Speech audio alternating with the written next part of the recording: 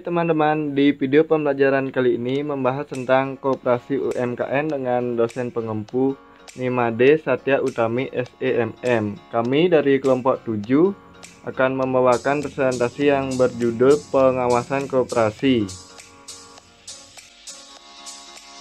Adapun anggota kelompok kami dari SDMI Malam, yaitu yang pertama saya sendiri, Iwayan Adi Darmayasa. Saya Niluh Puspita Ningrum. Saya Putu Diacana Dapat Mayoni. Nah, di sini kan ada pembahasan materi. Yang pertama-tama saya akan membahas menaati sendi-sendi dasar koperasi, dan yang kedua ada tipe pengawasan dan metode penelitian, dan yang ketiga ada metode pengawasan, dan ini ada yang terakhir manajemen koperasi.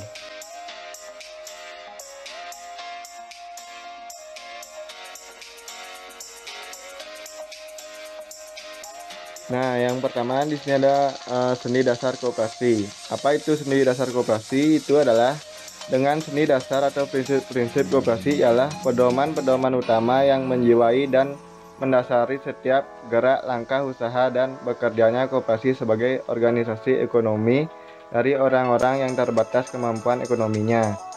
Sendi-sendi dasar koperasi di Indonesia menurut Undang-Undang Nomor 12 Tahun 1967 seperti tertera dalam pasal 6 dapat diuraikan sebagai berikut.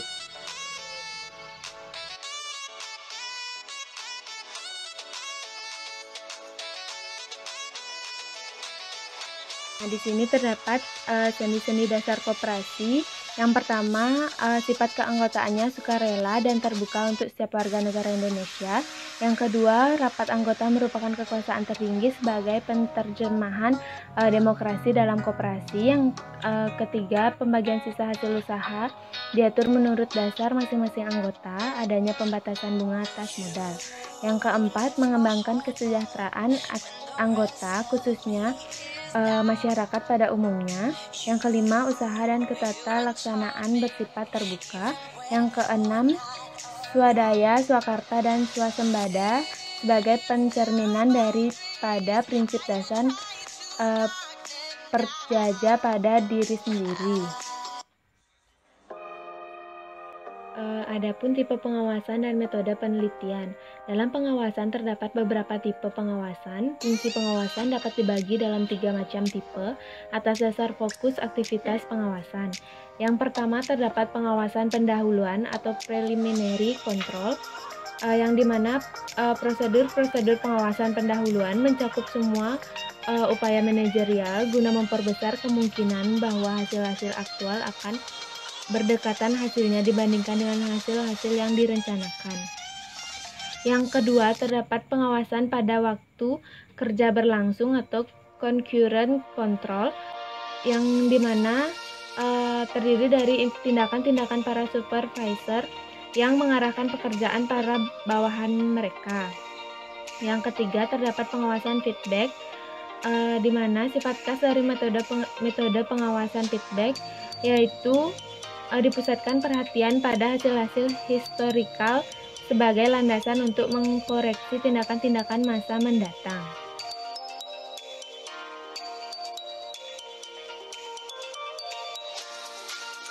Metode pengawasan. Terdapat 2 metode, yaitu metode kuantitatif dan metode kualitatif. Yang pertama, metode kuantitatif, yaitu dilakukan dengan menggunakan data, biasanya digunakan untuk mengawasi kuantitas maupun kualitas produk. Yang kedua, metode kualitatif, yang dimana pengawasan kualitatif dilakukan oleh manajer untuk menjaga performance organisasi secara keseluruhan, sikap serta performance karyawan.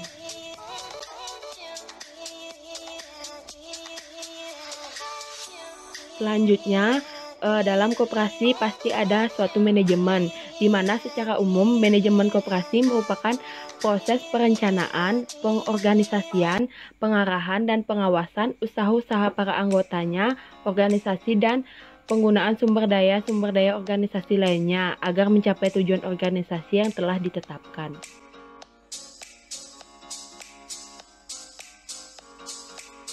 Selain secara umum, di sini juga ada pengertian manajemen koperasi menurut para ahli, yaitu menurut Graven dalam bukunya Manajemen Ensiklopedia Ekonomi Bisnis dan Manajemen pada tahun 1992, yaitu di mana manajemen merupakan proses perencanaan dan pengambilan keputusan, mengorganisasikan, memimpin, dan mengendalikan sumber daya manusia, keuangan fisik, dan informasi guna mencapai sasaran organisasi secara efektif dan efisien.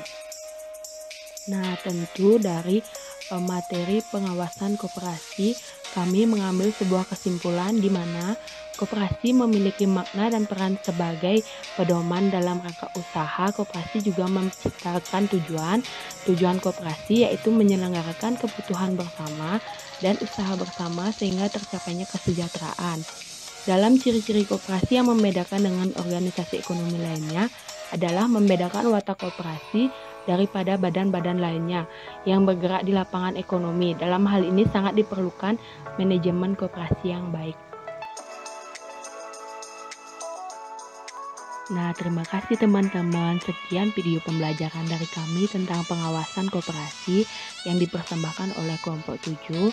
Maaf jika ada salah kata yang kami ucapkan dalam pembelajaran kali ini.